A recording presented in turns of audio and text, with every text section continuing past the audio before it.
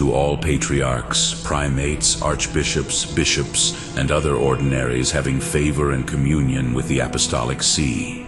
Venerable brothers, greetings and apostolic benediction. As we look back on all the things which for many years the government of Piedmont has undertaken in order to overthrow the civil rule which God granted our Apostolic See, we are moved by profound sorrow. God's purpose in providing the successors of St. Peter with temporal jurisdiction was to enable them to perform their spiritual duties in complete freedom and security.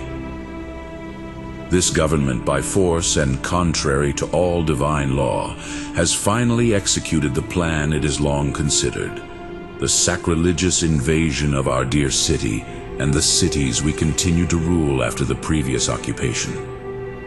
We, prostrate before God, cry out using the words of the prophet, "Therefore do I weep and my eyes run down with water, because the Comforter, the relief of my soul, is far from me.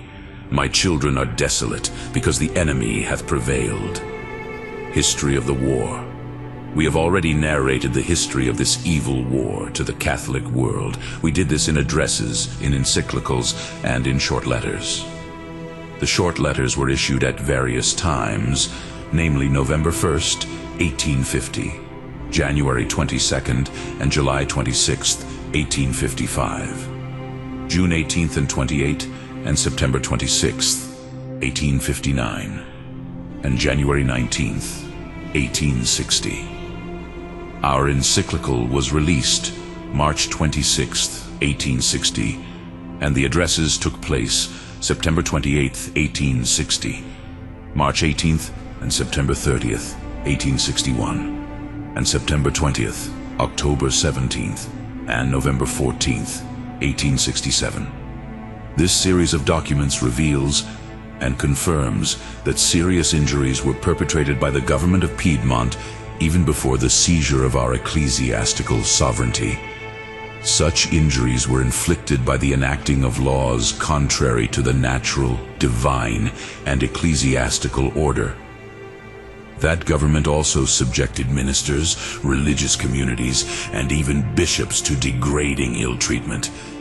It violated its solemn agreements with us by resolutely denying the inviolable rights of the very agreements it had confirmed.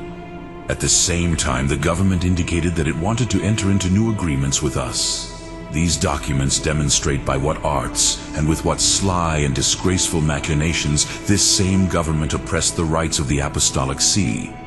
They also indicate the efforts we made to check its increasing audacity and to vindicate the cause of the Church. In 1859, the cities of Emilia were stirred up to rebellion by the Piedmontese, who supplied propaganda, conspirators, arms, and money. Not much later, a plebiscite was feigned by announcing a popular election and stealing the votes. By that deceit, our provinces situated in that region were torn from our paternal rule. The opposition of the faithful proved vain. The following year, this same government used deceitful pretexts to launch an unexpected attack in order to wrest our provinces located in Picenum, Umbria, and our patrimony from our rule.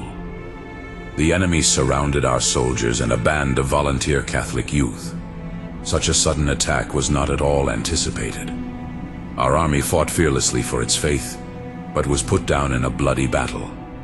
Everyone knows the extraordinary impudence and hypocrisy of this government. To minimize the odium of this sacrilegious usurpation, they boasted that they invaded these provinces to restore the principles of moral order there. But in fact, they spread every kind of false doctrine. They gave free rein to cupidity and impiety. They inflicted undeserved penalties on the bishops and other clerics, even jailing them and permitting them to suffer public insults. Meanwhile, they let persecutors and those who did not even spare the dignity of the Supreme Pontiff go unpunished. In the performance of our duties, we have always refused the repeated offers and commands to betray our office shamefully, either by surrendering the rights and possessions of the Church, or by entering a wicked compact with the usurpers. We also opposed these crimes against human and divine law, with solemn protestations lodged before both God and man. We declared that the authors of these crimes and their partisans have incurred ecclesiastical censure, and whenever necessary, we censured them again with the same sanctions. The previously mentioned government has nevertheless persisted in its contumacy and its schemes. It attempted to stir up rebellion in our remaining provinces, especially in Rome, by sending in instigators and by all kinds of arts. But these attempts did not go according to plan, because of the unshaken fidelity of our soldiers, and because of the love and zeal of our people who supported us. Enemy defeated. Finally, that turbulent storm erupted against us in the autumn of 1867, when divisions of wicked men attacked our borders and our city. They received assistance from the Piedmontese and were inflamed with wrath and crime. A number of them had already secretly infiltrated the city. Because of their arms, along with their cruel and violent nature, we and our subjects feared painful and bloody treatment. But our merciful God, by the strenuous resistance of our troops and the assistance of the French legions, returned their ineffectual attacks. Reputation of the city, the piety and zeal of you and your faithful people for us, manifested by your charity, have consoled us in the midst of so much grief. With strength from God, we never relax our concern in safeguarding the temporal welfare of our subjects. People from all nations visit our city. They note our public tranquility and security, our finest arts and sciences, and the confidence and goodwill of our people for us. These visitors stream into our city at all times, but especially during the many masses and solemn feasts which we celebrate. Another attack. Just now, when our people were enjoying a state of peace, the King of Piedmont and his government seized the opportunity presented by a war between the two most powerful nations of Europe. They made an agreement with one of the warring nations that they would preserve the present state of ecclesiastical or spiritual authority of the Church, and would not permit it to be violated by factious individuals. They decreed that they would, however, invade and subject to their own power the lands which remained under our temporal authority and our see itself. What was the purpose of this hostile invasion, and what causes were presented?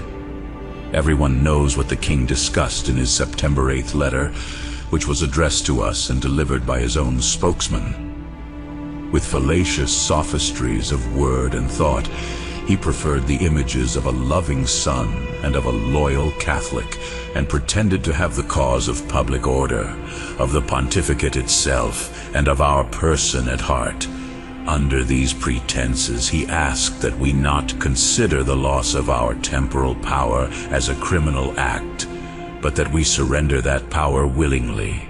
He asked us to trust in his empty promises, by which the desires of the Italian people could be reconciled with the freedom and the supreme spiritual authority of the Roman Pontiff. Rejection of proposals.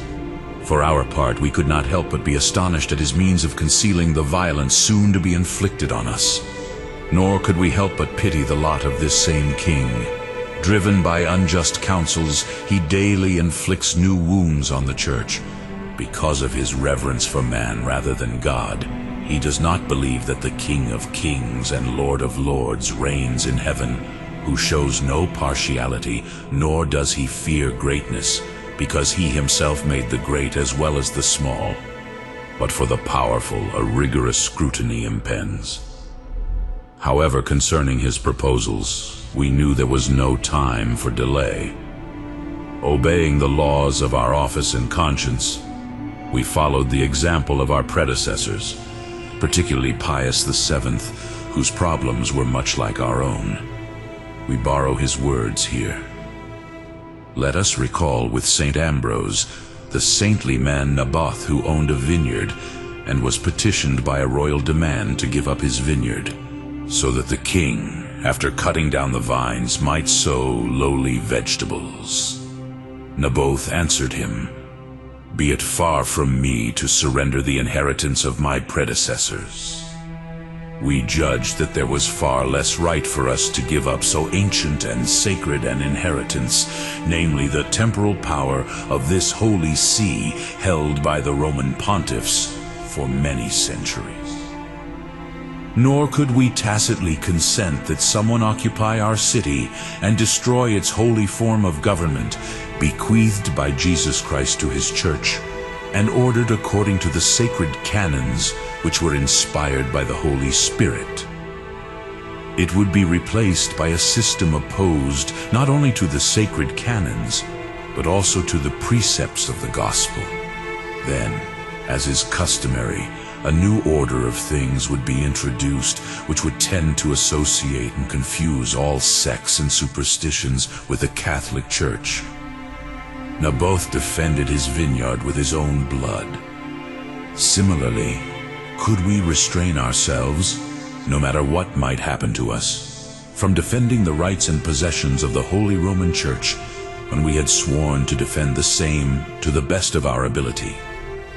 Could we refuse to protect the freedom of the Apostolic See, which is so closely joined with the freedom and welfare of the whole Church? In truth, these events demonstrate how necessary this temporal rule is for protecting the safe and free exercise of the Pope's spiritual power, which was divinely given to him. Occupation of the city.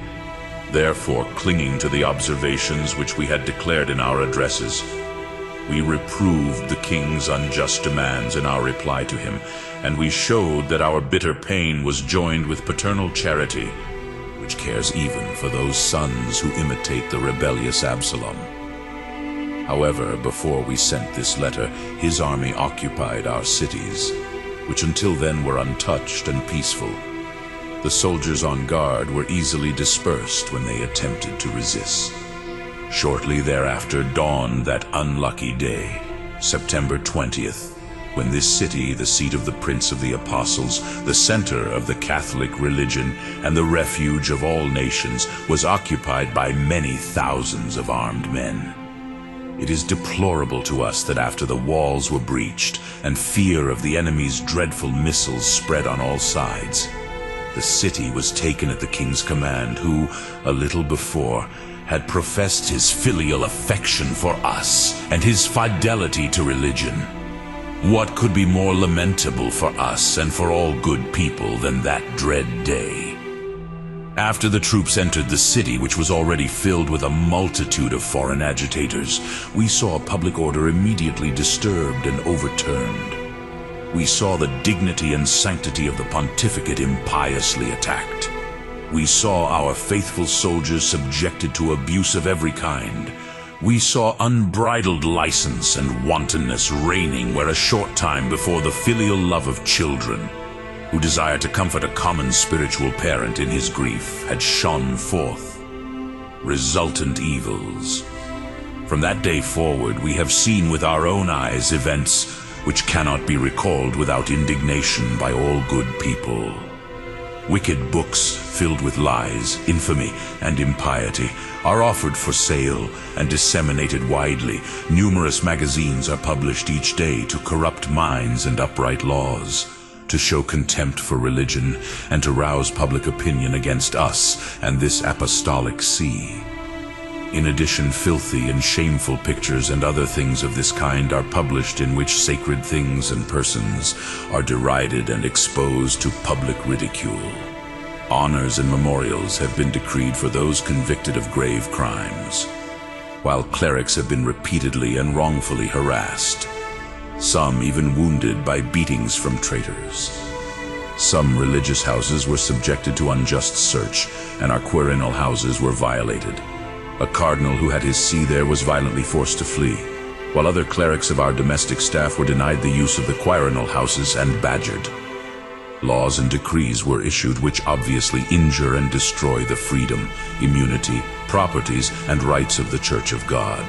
These evils will spread still more widely unless God intervenes.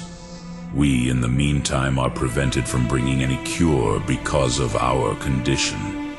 Every day we are violently reminded of our captivity and of our lost liberty.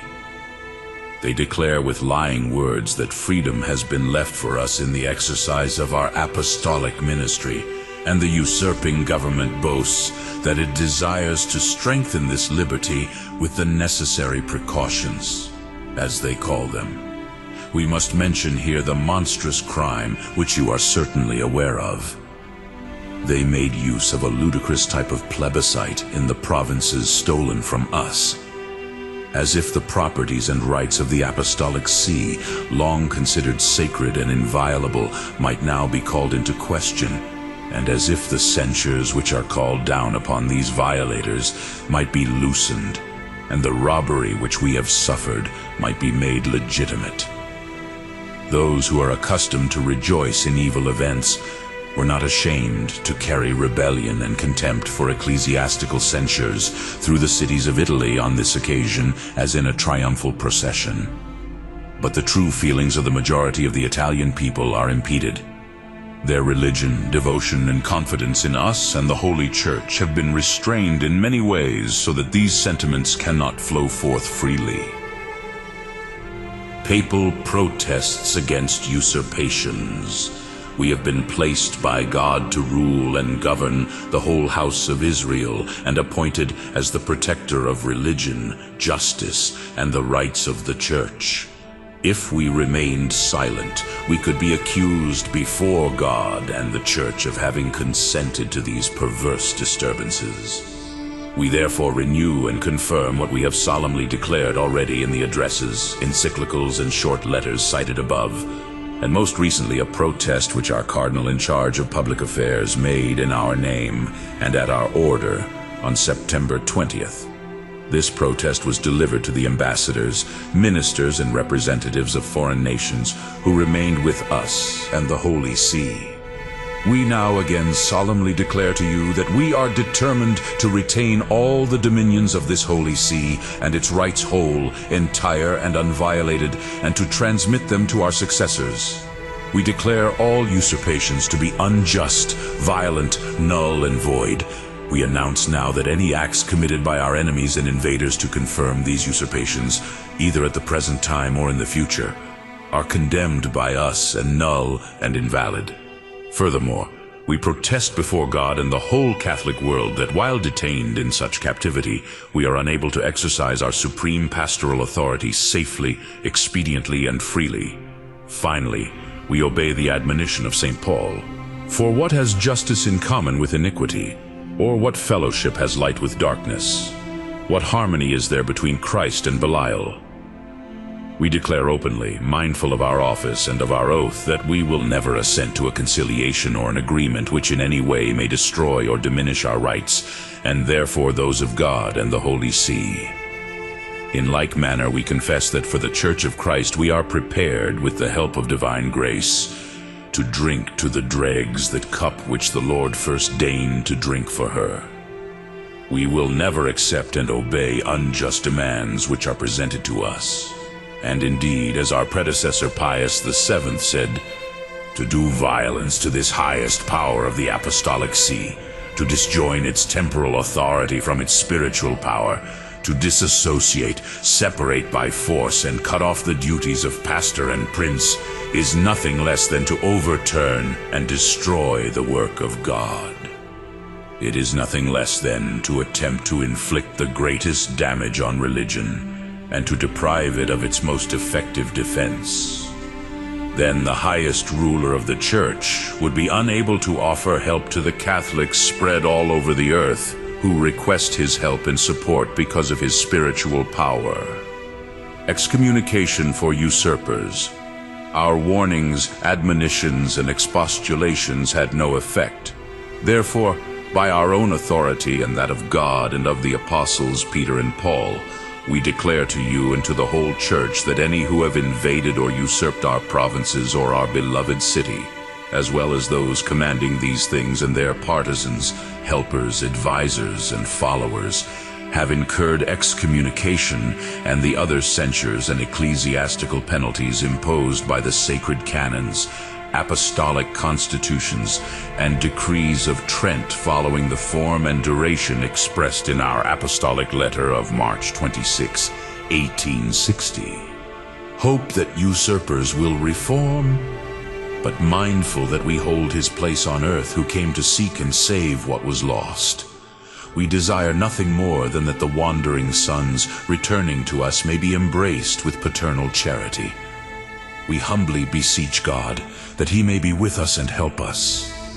May he also be with his church, reflecting on the eternal damnation which they pile up for themselves, and fearing his justice, may strive to please him before the judgment day. With their wicked schemes abandoned, may they alleviate the groans of Holy Mother Church and our own grief, but that we may obtain these blessings from the divine clemency. We earnestly request, venerable brothers, that you and your faithful flocks join your fervent prayers with ours.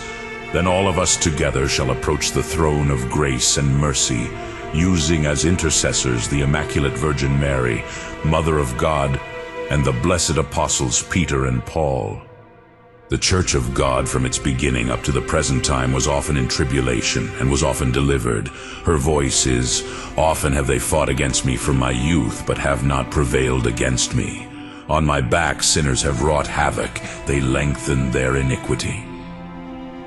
Neither does the Lord now permit the rod of the wicked to rest over the lot of the just. The hand of the Lord has not been shortened, nor made incapable of salvation. Without a doubt, he will now deliver his spouse whom he redeemed with his blood, endowed with his Spirit, adorned with heavenly gifts, and enriched with terrestrial wealth. Meanwhile, we pray with all our soul that you may be showered with the gifts of heavenly graces, venerable brothers, and that all the clergy and the lay faithful entrusted by God to your care may share in these gifts. As a pledge of our special love, we affectionately impart the apostolic benediction to you and to our beloved sons, given in Rome at St. Peter's, November 1st, 1870, the 25th year of our pontificate.